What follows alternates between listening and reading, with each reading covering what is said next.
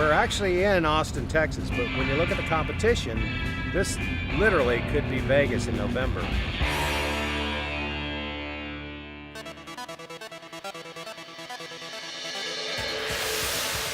We're really sizing up the competition to see if we got something to bring. The competition level that came out today is through the roof. I mean, everybody came from all over the nation. Come hell or high water, we knew we were going to come to COTA just to run the track. You know, that brought a humongous draw of cars for the same reasons.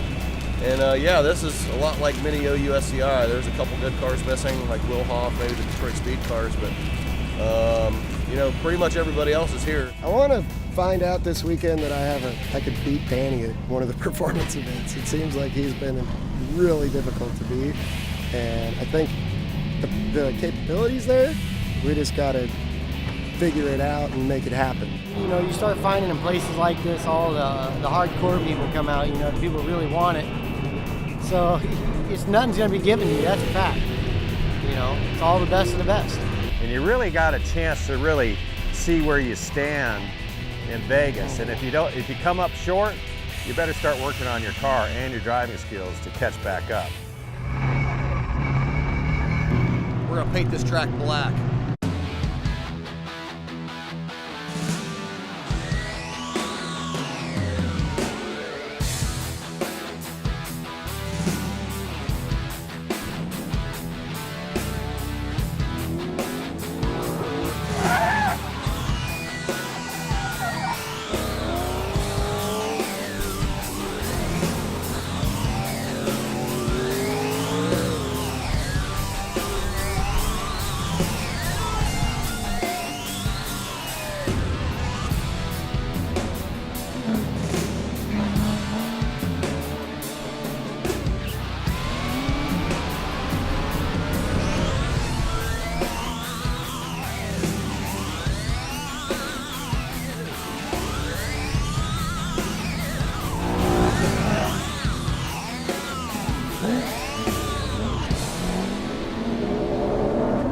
Our goal for this whole weekend was to see how close we could get to Danny.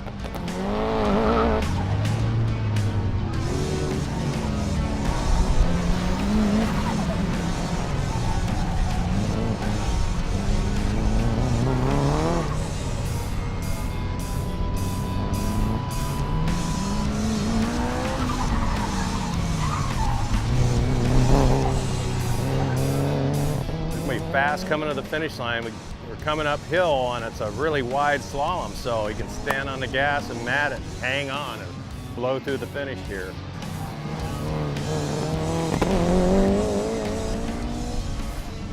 I haven't decided yet whether this is good for Corvette or an Evo. I think all the drag strips and braking zones and the climbing the hill will favor Ken's car. But who knows, it's always a crapshoot. Your assessment of things early sometimes doesn't play true, so we'll find out. He's setting me up to make me feel all warm and fuzzy. Then he's gonna go out there and rip my heart out and stomp on it on the ground. Danny went right out and set fast time and kept setting fast time lap after lap after lap. So we knew that, you know, he was gonna do that. That he's an autocross champion time and time again, good guys champion time and time again. He's by far the most talented and fastest driver out here. So our goal was just to kind of keep him within arm's length. How close can we just kind of hang with him? I never think the car is perfect, so I keep on working toward getting a better balance, being able to put more power down, freeing the car up on corner entries and things like that. So we're working on balance on the low-speed stuff primarily. We're deep enough in the season now that this is kind of what package everyone's going to be bringing. There's not going to be too many crazy changes. By this point, we kind of all know what works, what doesn't. We're not figuring out our junk anymore. At this point, we get to really see who's got it and who doesn't. A lot of fast cars in our group. And we knew that we had Porsches and a McLaren in the group that was going to come up and race with us in the afternoon. So you knew you had to get your good time in right away because the track was cool and there was a little cloud cover. But you know, it didn't really suit our car perfectly. It really messed up the first lap, overcharged it, went off the course, almost hit the porta-john, that kind of thing. That wouldn't be a classy move. Too pumped up, I charged into the corners too hard. Blow out of the course, it was a disaster. Well, I f***ed that up. Yeah, I saw that. That's the only part I could see. I guess maybe I'm used to a faster autocross course from last weekend, and then I'm trying to charge this and totally overdrove it. Bogged it down too much down at the bottom, and then I'm in second gear and it's like, whoa, coming up the hill. So I don't know, I'll have to rethink this a little bit. Maybe go back down to first, I don't know yet. It had some real slow corners in it, so we were kind of in between gears as well. And with a turbo car, you've got to keep that turbo spooled up to make power. Yeah, you can't let the turbo flat. You can't let it drop. You got to keep it. And when the revs drop down, it takes a while for it to build up power, like a second or two. You know, a second on an autocross is a ton of time. So I really had to work at keeping the power up and getting on the throttle sooner than your brain thinks you should, so that the power would be put to the ground and launch the car and move it around the track.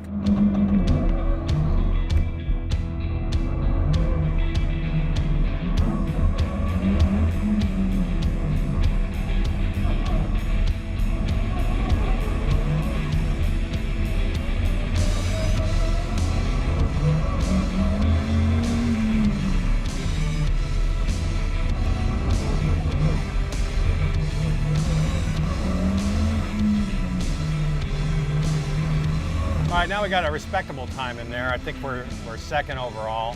First run jitters out of the way. All right, let's start laying down some times. And we posted up a pretty good time. 29.9, Danny's 28.7, so he's the master. We got out here on the autocross course and everybody was fast from the get-go. You got to lay it down early. If you don't get it in the first two runs, temperatures are going to come up and it's going to get hot. You know, you don't get a lot of money, or you don't get any money, and you don't get any kind of major accolades. I think for me, it's personal gratification. I did something with myself. That's really it. How good can you do something? And that has nothing to do with anybody else but yourself. You gotta get the car to turn a little better. Gotta get the brakes to feel a little better. You get that. That's about it. I gotta drive a little better. Typical stuff, and you want to go faster. I just want to be more familiar with the car, hopefully. Just learn it a little bit more. I keep changing things so often that every time I drive it's more of a learning experience. So hopefully this time everything will work out and we'll come home with a win. I ran a little more aggressive, but got a little sloppy. Still ran about the same time, so that's good. This track really isn't my taste. I like to come into the corner with a lot of speed and have a nice flowing corner. I kind of scrub off speed mid-corner. This track, you got to be really quick and precise on the brakes, then get the car in, then on the throttle hard out. Yeah, it's not quite my driving style or the car's style, to be honest with you. This car likes to just rotate really hard and go. These steady state roll kind of corners aren't my cup of tea, but everyone's got to do it, so can't complain. I think at the end of the day, I'm going to say something like, we laughed, we cried, you know, but at the end of the day, we had a good time. You just feel the clock ticking away. You know, Carl Dunn just ran a 29.3, so now that's two 29.3s ahead of us. You know, a Corvette always worries me. James Forbes is really good in his car, and you never know when he's going to come out and beat you. He beat us in New Jersey, beat us like a drum. So he's really fast, very capable, and that car is really, really good. Carl Dunn is very experienced, and his car is built by Chris Gonzalez at their shop in California. That car is really, really fast. You know, Ronnie Solomon showed up, haven't seen him in quite a while since Vegas last year, in his Evo. And man, he was posting up times right from the get-go. So that car was fast, and it's, you know, he built my car, so you know he's got what I got. You know, DeSold, Ronnie Solomon, Ken Thwaites, Danny showing us how it's done. We're chasing him. Having a blast. This is just too much fun.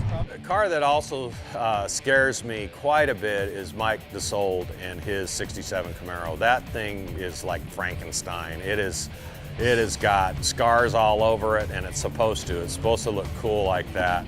Kind of coming back, I got a 29.2, and I was ahead of him, and then all of a sudden Mike DeSold throws down a 29.1 out of nowhere. I would say the main strategy on the autocross when you're starting out at the beginning of the day is to just make sure that you stay clean early and that you just consistently get faster each run. That's always my strategy. I've had a lot of cone issues in the past with autocross, and that'll get in your head and cause you to slow down, and you could just never recover from that. So for me, it's always start out clean. The intensity level is there. I like it when everybody's here, because it's not fun, being the prawn on the puddle. You want to be able to, if you win, you want to be able to beat everybody else. Getting towards the end of the session, the last 20 minutes, we were freaking out, and we were way, way, way behind. We had 6 cars in front of us to Danny. So what are you, like a 29-0? 29-0, and All right, I'm gonna try to put another one down for you. I gotta go I'm first. well, you're way ahead, so you got this covered. This pressure is just, I don't know that I like it, but we pulled it out the last lap I don't know how many times this year. I don't like it, but I seem to be able to do it, so I don't know. I'm not counting my chickens though. I've got to perform now. I got one more chance at it, and if I do well, I jump ahead of like 5 cars, so we need to do this right now. So I had one more shot at it, one last lap, and we are the second to the last car to go. If I just go 0.2 of a second faster, then I'm in third.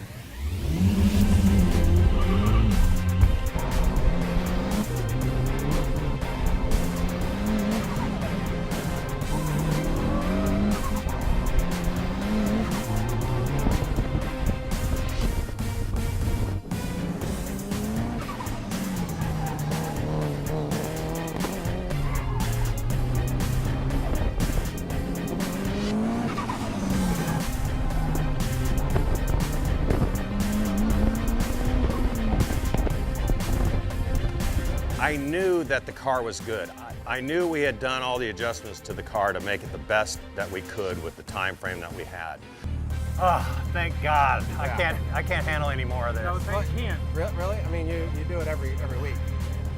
So at that point, it was all up to me. And so I knew where I could go fast. I knew where I had to be patient, finally. Whew. I mean, we just jumped about 5 guys. Yeah. No, that's good. Yeah, we'll take it. I had to suck it up. I had one shot at it, and we went out there, drove the crap out of that car, and leapfrogged all those guys and made it to 3rd place. Yeah, we'll be in the hunt. Yeah, we're good.